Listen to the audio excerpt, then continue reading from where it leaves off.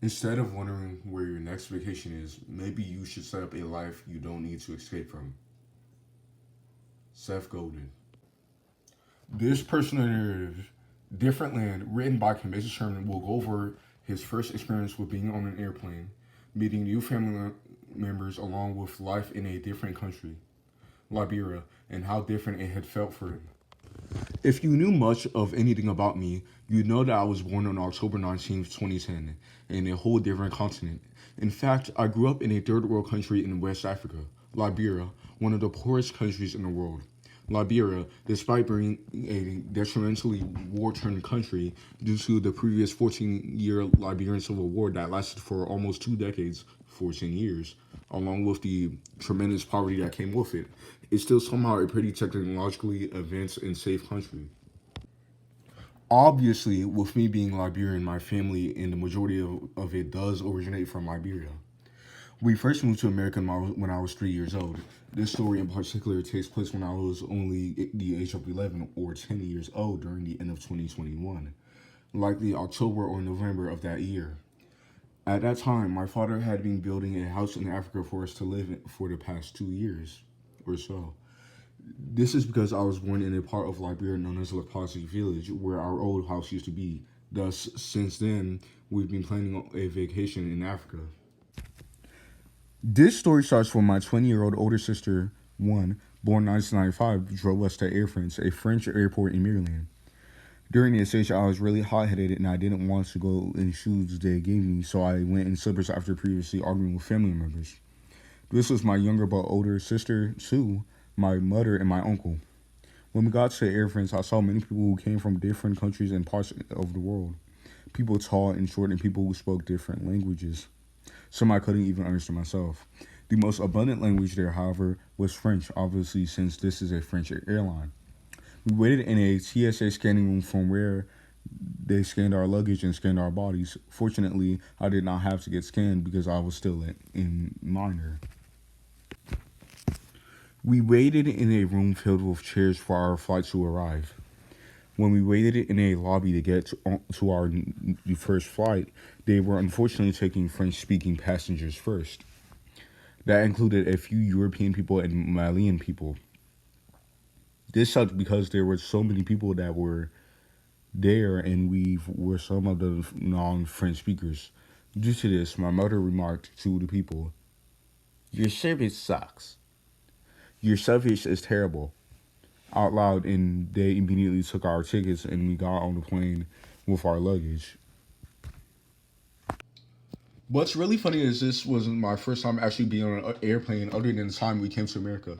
When we got on the plane early on, we had to pick the right seat that was given to us.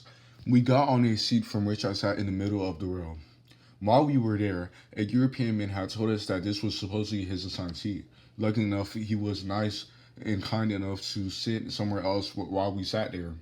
On these seats, we were given headphones as at the back of each seat was a tiny screen you could watch movies/documentaries on. We were on that flight for the next likely 8 or 7 hours until we reached Europe. They showed us an instruction and safety video over the announcement, and I believe I watched a documentary on natural history, and after that, a documentary on Godzilla. Interestingly, our trip to Africa was not all in one flight. In fact, we had to take two flights since Africa was so far away. After our first flight in America, we were sent to an airport in Europe, Paris. The plan being that from there we would take a second flight to Africa, since Europe is closer to Africa than it is to America. We essentially repeated the same process that we went through in America, Maryland. This time, when we went to our flight, we were in a large room with some Europeans and other Africans. There, we met up with my aunt, Sandal. We got on the plane and stopped at several countries. Those that I remember being Mali and the other countries until we got into to Monrovia, the capital of Liberia. When we finally made it to Liberia, our flight had stopped us in the middle of the streets at night time. The first thing I noticed as we got off the plane was the intense heat, even at night in Africa or Liberia. I oddly asked, "So, how long are we going to be here again?" As everybody laughed when I said this. We got down off the plane and made our way to the Liberian airport, where we had to get into an argument with an African man and his friend for cutting in line, when my aunt Sandal hit them with their suitcase. After this, we got on a bus that took us to an even bigger airport where we would finally meet our father, who drove us to our house in the dark. We got to our destination, the very house that my father had been building in Africa. Something that I found remarkable was that many houses in Africa require a gate to get in, and they usually have an assistant who guards the gate. We drove through the gate and entered our house with true stories. Our dad was busy with some other business outside, so we waited inside for him. When he got back, he came with a new pet dog that we had adopted.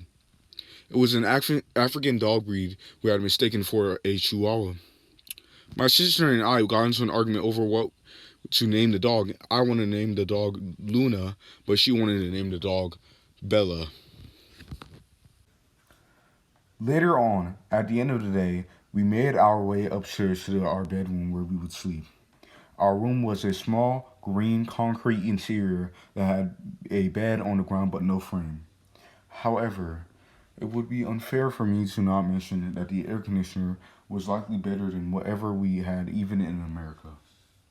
This is the end of my personal narrative in digital memoir.